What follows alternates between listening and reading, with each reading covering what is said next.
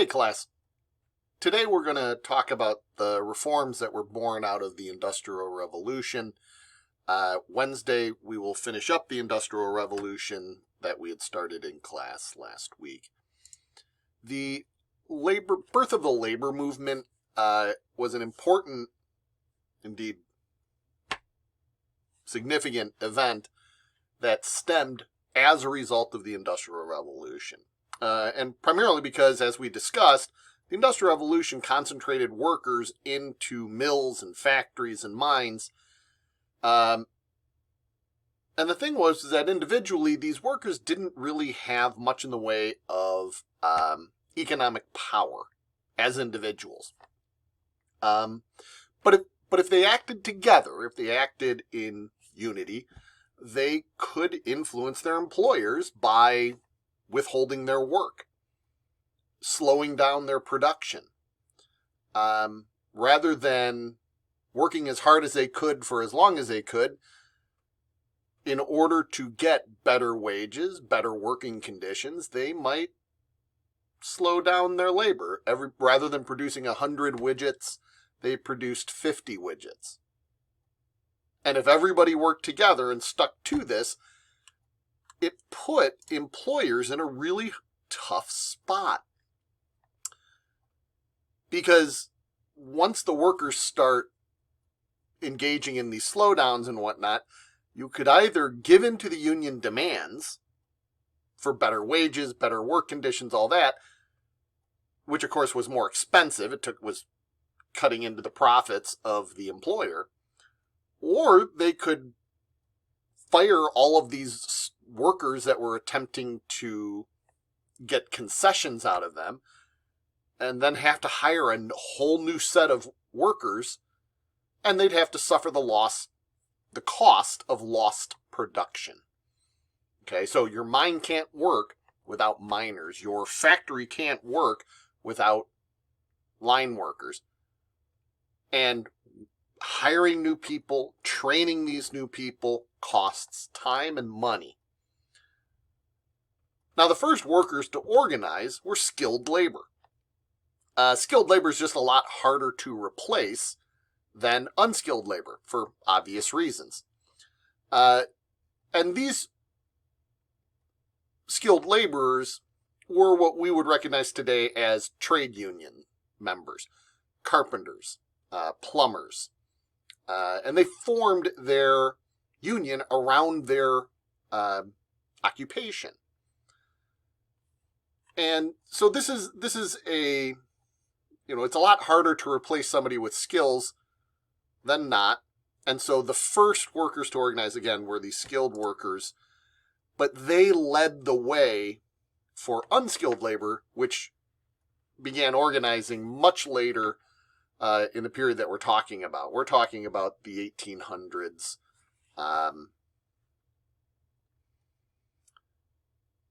Employers reacted to the unions very negatively, as you can imagine. They used their influence to get laws passed by either the state legislatures in America or the Parliament in England to make unionizing illegal. Took away the ability for unions to even be recognized as a legal institution. If they heard that a union organizer was attempting to, work with their fellow employees to form a union, they would fire them immediately. They would also hire security forces to fight against the unions. If a union attempted to go on strike, the employers might hire a security force who would come in with clubs and guns and force the union to, for example, unblock a gate, or they'd get into these pitched battles with the union members, who, of course, were also bringing baseball bats and all this kind of thing with them to fight against these security forces. Now, by the late 1800s, unions were more accepted. Unskilled labor had organized as well.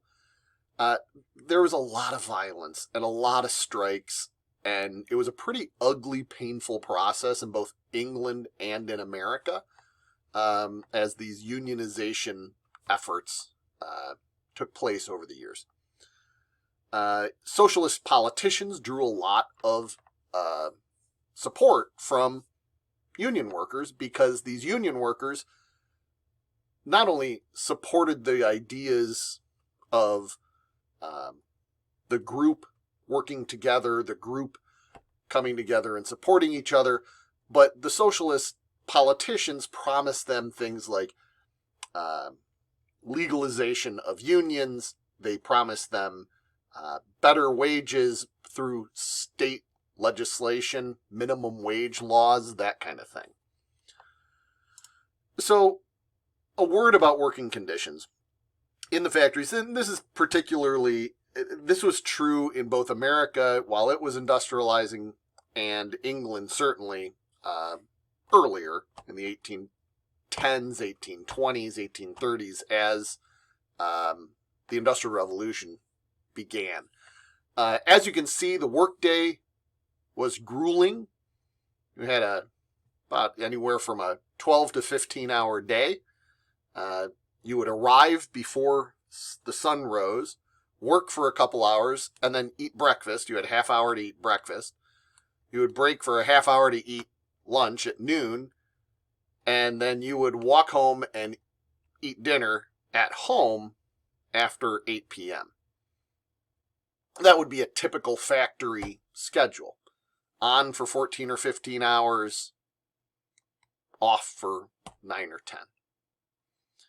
The factories themselves had few windows. They were very dark spaces because you didn't have necessarily electricity to run lights. There was very little ventilation, and consider that you're running machinery that might burn oil, coal, all sorts of other fossil fuels, and they spewed pretty nauseous fumes. There was no heat during the winter. There's stories about workers who would huddle up against the machine that they were working near because it was warm from all of the movement of the parts, and some got caught into the machinery and pulled into the machines, become horribly mangled. You can see in these pictures that there doesn't look to be a lot of safety equipment, and that was another big thing. There were no safety devices on these machines. Arms and hands would be crushed in a tragic routine nature. And if worker was injured, they'd be fired, they'd be terminated, pulled outside, and kicked off the premises. Okay, there was no such thing as workers' compensation, and good luck to any worker who attempted to sue their employer. They didn't have the money. Okay, the legal system was totally different in the 19th century than it is today. Take a look at this picture. I mean, probably the most disturbing part of this picture is this little kid, this girl, crawling out from underneath this machine. Little kids were used as mechanics to fix the machines while they were running. Okay? Because they had little hands. And they could fit their little hands in between the grinding gears and all this kind of thing to repair or replace something. And if they got hurt, you fire them. Replace them with somebody else. There are plenty of workers, plenty of labor to go around. If you worked in the textile factories, all of those threads, the particulate matter, the dust, and all this kind of thing, you inhaled all day long, day in, day out. You developed these horrible lung conditions. Likewise, working in the coal mines, developing black lung, where the coal dust is accumulating in your lungs, stopping you from being able to breathe. Steel workers risk horrific injuries and death, of course, working around molten steel with very few safety precautions. Cave-ins buried miners alive. The parade of horribles is really bad. Okay, this is a picture of kids coming out of the mines, kids working in the mines. Notice that this guy is an overseer. He's holding a club. These kids were sorting coal from rocks. If somebody fell asleep, he'd beat them awake. Okay, children as young as 6 years old worked in factories for 14 to 16 hours. There weren't any restrictions that would stop them from being exploited. Beatings were frequent. Pay was very low because they were kids. Okay, you didn't have to pay them as much. This is the result of an unregulated laissez-faire approach in the Industrial Revolution, which again was big in Britain. This laissez-faire approach, hands off, we don't want to regulate business, and as a consequence, conditions were horrific. Okay, now that began to change in the 1830s. The Factory Act of 1833 was the first major piece of legislation passed by Parliament, making it illegal to hire children under the age of 9, and then if a child was aged between 9 to 12, they couldn't work more than 8 hours a day. Children from 13 to 17 couldn't work more than 12 hours a day. Generally speaking, the poor hated these laws because it reduced how much money they could bring home collectively. The parents worked, the kids worked, and everybody pooled their resources and they could survive. This made it a lot harder to survive. Okay? The Mines Act of 1842 prevented women and children from working underground in mines. Keep in mind, if you are a mining company, if you have children working in the mines, the mine shafts didn't have to be as tall. This is a crosscut. You can see a child with a harness pulling this cart filled with coal. They're doubled over because this mine shaft is so narrow and the two kids in the back pushing it as he's pulling it. The conditions were horrendous. You can't imagine how bad it was. The 10 Hours Act of 1847, women and children working in factories were limited to 10 hours a day. In some cases, as a result of this, women would go seek out a second job because they lost income. And frankly, if you could only work 10 hours a day, employers would prefer to hire men who could work longer hours. Okay, so these are the unintended consequences of efforts to change the work conditions. Well-meaning, obviously, but, there are some unintended consequences. The living conditions in the 1800s, certainly in just about every industrialized city, the poorest lived in the oldest, most centralized parts of the city, generally closest to the factories, which meant air quality was god-awful. They lived in tenements, which were essentially apartment buildings built right up against each other with very few windows, poor ventilation, no indoor plumbing or toilets, and their extended family would live all in one apartment. Okay, there were no sewers, so garbage went into the streets in a number of these cities. And you can see these buildings here are built right on top of each other. The clotheslines strung between the buildings. This is a kitchen, washroom, place where you cared for your kids.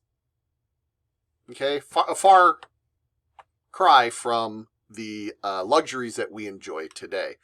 The middle class lived in what amounted to brownstones, just like you might see in downtown Chicago. Row houses, that kind of thing. They often had a little patch of lawn in front. And many middle class belonged to clubs and teams and gave a sense of community to the people. While the rich, they lived in the best areas, generally suburbs, places like Lake Forest, for example. Built massive mansions and lived the dream. We'll stop there and talk on Wednesday, answer any questions, and move on from there. Have a great rest of your day.